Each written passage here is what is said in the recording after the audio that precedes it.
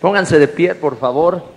Vamos a unirnos en fe. Jesús dijo que si nos ponemos de acuerdo para pedirle, lo que le pidamos nos será hecho. Así es que toma la mano de la persona junto a ti. Es un símbolo de estar en unidad, de estar en acuerdo, de ponernos de acuerdo para pedirle al Señor. Y lo que le vamos a pedir es que Él trabaje en nuestra vida, que Él toque nuestra vida, y vamos a pedirle por las personas que están a nuestros lados.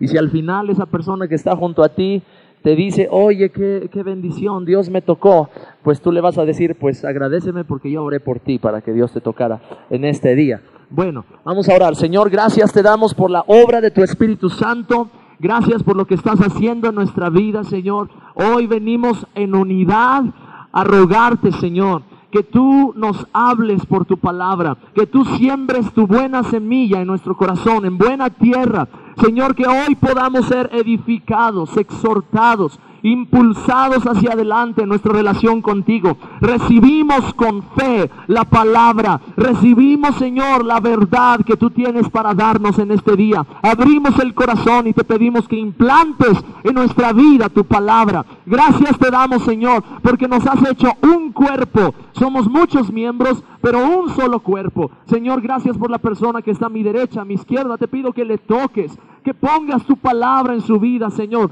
que le levantes en este día con tu espíritu, que siembres en él de tu verdad, Señor, de tu justicia, de tu rectitud. Gracias te damos, Señor, por la obra que estás haciendo en nuestras vidas, por la obra de tu Espíritu Santo en cada hogar, en cada familia, Señor. Y gracias por edificar nuestra fe para que podamos estar firmes y resistir al maligno y darte a ti la gloria. En el nombre de Jesús. Amén. Démosle un aplauso a Jesús. Aleluya. Gracias, Señor. Gracias, Señor. Te alabamos. Te alabamos, Señor. Te alabamos. Te alabamos, Señor. Oh, bendito eres, bendito eres. Digno de recibir gloria y honra y alabanza eres tú. Gracias, Señor, porque libraste nuestra alma del infierno y de la muerte, porque nos has rescatado de las tinieblas y nos has trasladado al reino de tu amado Hijo Jesús. Gracias, Señor. Gracias porque nos has dado libertad, porque nos has dado victoria en Cristo Jesús. Gracias, Señor. Gracias, Señor, por el gozo en tu presencia, por la paz de tu Espíritu. Gracias, Señor, por tu amor que nos envuelve y que nos abraza en este día. Te alabamos, te bendecimos, te damos gloria, honra y alabanza por siempre a ti, Señor. Digno eres tú de recibir la gloria, la honra y el poder. Gracias, Señor. Bendito eres, bendito eres, bendito eres. Bendecimos tu nombre. Hablamos nuestra alabanza y nuestra gratitud a ti. Precioso Dios, recibe nuestra alabanza. Te amamos, te exaltamos, te bendecimos. Precioso Dios, maravilloso. Aleluya. Aleluya, aleluya, aleluya. Gracias, Señor. Gracias, Señor. Gracias, Señor. Puede tomar su asiento, por favor. Gracias. Los que no escuchaban, ¿ya escuchan bien de este lado? Ni siquiera me oyen, ¿verdad? ¿Ya se oye? Bueno, ok. Para que yo esté más tranquilo. Yo quiero que me acompañen, por favor, al libro de Efesios, capítulo 6. Quiero usar un pasaje muy conocido como introducción de lo que quiero hablarles en este día. El tema de hoy es nuestras armas espirituales. Nuestras armas espirituales. Tú y yo tenemos que aprender a usar las armas espirituales que Dios nos ha dado aquí en su palabra. Y este pasaje de Efesios en el capítulo 6, en el verso número 10 en adelante, es un pasaje muy conocido. Quizá los niños conocen mejor este pasaje que los adultos, porque desde pequeñitos en sus clases les enseñan que hay que tomar el escudo de la fe, y hay que ponerse la coraza de justicia, y hay que ceñirse con el cinturón de la verdad, y hay que calzar los pies con el evangelio, y hay que ponerse el casco de la salvación, y hay que tomar la espada del Espíritu, y tienen las imágenes de una armadura de un soldado. Bueno, Nosotros tenemos que hacer eso, pero yo quiero poner mi atención en el verso número 10, 11 y 12 para introducir lo que quiero decirles. Dice el verso 10, por lo demás, hermanos míos, fortaleceos en el Señor y en el poder de su fuerza, vestíos de toda la armadura de Dios para que podáis estar firmes contra las acechanzas del diablo. Porque no tenemos lucha contra sangre y carne, sino contra principados, contra potestades, contra los gobernadores de las tinieblas de este siglo, contra huestes espirituales de maldad en las regiones celestes. Aquí la Escritura nos habla de la realidad del conflicto espiritual que existe en las regiones celestes. Nos habla de que el reino del maligno está organizado y está estructurado de tal manera que existen principados, existen potestades, existen gobernadores, existen huestes espirituales de maldad, de tal manera que ellos organizan su trabajo en contra del ser humano y en contra del reino de Dios, tratando de destruir las obras de Dios. Y las obras de Dios son desde la creación misma, desde las cosas que fueron creadas por la mano de Dios, por supuesto el mismo ser humano. Así es que nosotros tenemos que entender que existe un conflicto espiritual en el que estamos involucrados, queramos o no. Dice aquí en el verso número 12 que no tenemos lucha contra sangre y carne, sino contra principados y contra potestades y contra estas huestes espirituales de maldad. Hay muchos creyentes que se saben este versículo, y como el versículo empieza diciendo no tenemos lucha, como que dicen, ay, qué bueno, no tenemos lucha. Pero no leen bien, dice no tenemos lucha contra sangre y carne, pero sí tenemos lucha contra ¿qué?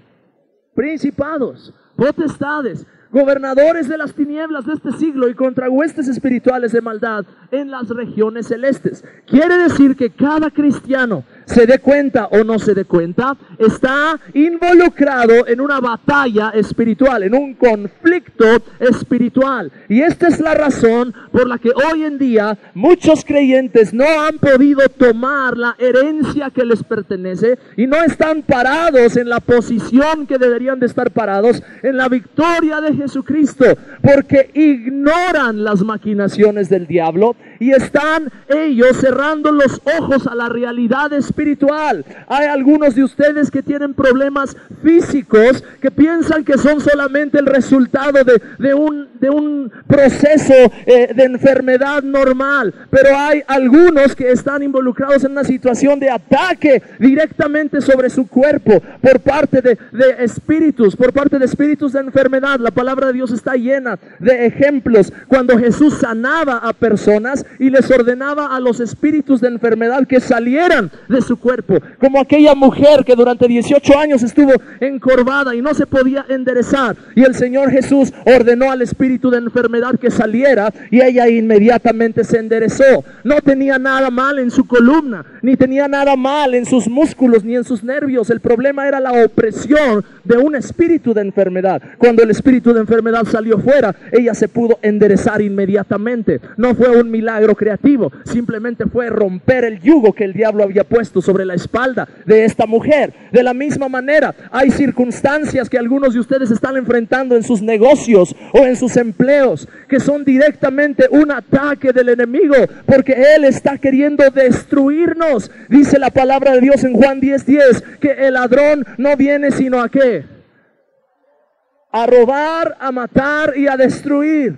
Ese es el propósito del diablo. Él quiere matar, él quiere robar, él quiere destruir. Pero Jesús ha venido para que nosotros tengamos vida y vida en abundancia.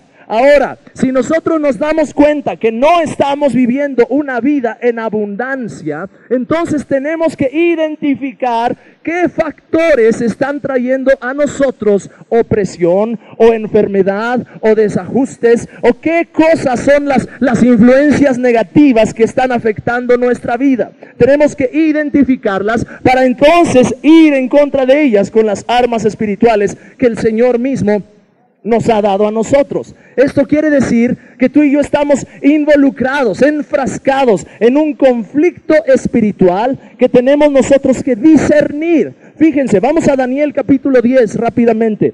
Aquí estamos leyendo la historia de este hombre Daniel que amaba a Dios. Y ustedes saben que Daniel se puso a orar y ayunar para buscar una respuesta de Dios con respecto a las cosas que él había visto en una visión y que no entendía. Y se puso a orar y ayunar, pidiéndole a Dios que revelara su voluntad. ¿Sí me escuchan? Ayúdenme por favor allá atrás, porque voy y vengo. Y nomás me gusta ir. Bueno.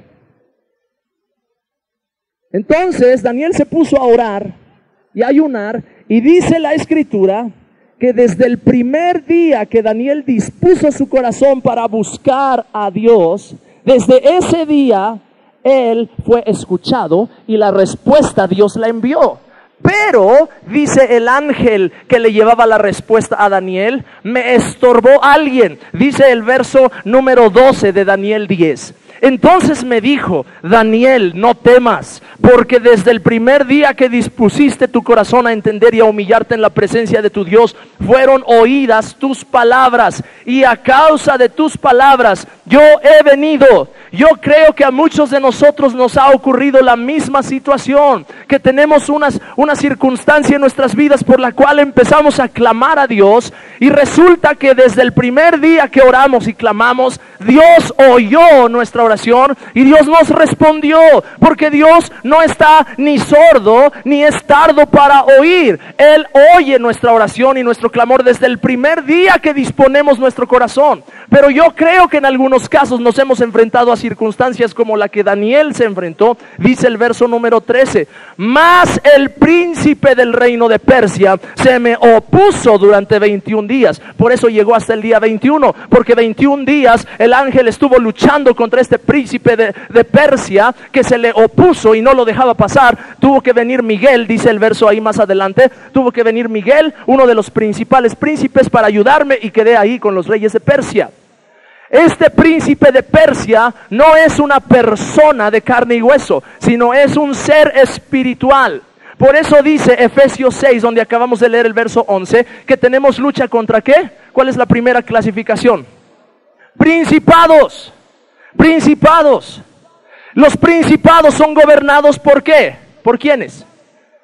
Por príncipes. ¿De dónde sale la palabra principado? De príncipe. Un príncipe señorea en un principado, en una cierta región. Quiere decir que los principados son regiones donde el maligno está operando directamente. Regiones donde él está tratando de señorear y de gobernar. Regiones grandes, como en este caso se menciona el príncipe de Persia. Y después más adelante en el verso número 20 se menciona el príncipe de Grecia. Quiere decir que estas son grandes extensiones de territorio en las que hay principados. Podemos decir que hay un principado de las tinieblas sobre cada país, sobre cada nación, de tal manera que el maligno busca frenar las respuestas de Dios hacia esa nación. El maligno busca detener y bloquear la bendición de Dios sobre este país de México, y está tratando entonces de bloquear nuestra oración y nuestra intercesión. Y muchos que hemos orado, a veces pensamos, es que no encuentro la respuesta de Dios, no me responde Dios, y empezamos a flaquear y a desmayar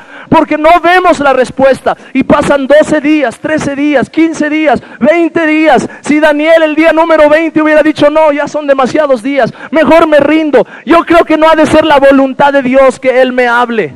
Mejor ya dejo de orar y dejo de ayunar y dejo de persistir. Si él hubiera dejado de ayunar, de orar y de persistir, ese ángel no hubiera tenido el poder suficiente para venir en contra del príncipe de Persia y rebasar esa barrera. Esa respuesta se hubiera perdido. Por eso nosotros tenemos que estar apercibidos de la realidad de este plano espiritual e ir en contra de esos principados y potestades espirituales. Nosotros tenemos entonces armas que el Señor nos ha dado para luchar esta guerra espiritual. Yo quiero que veamos algunas de estas armas espirituales. Vamos a ver de cuántas nos da tiempo ver.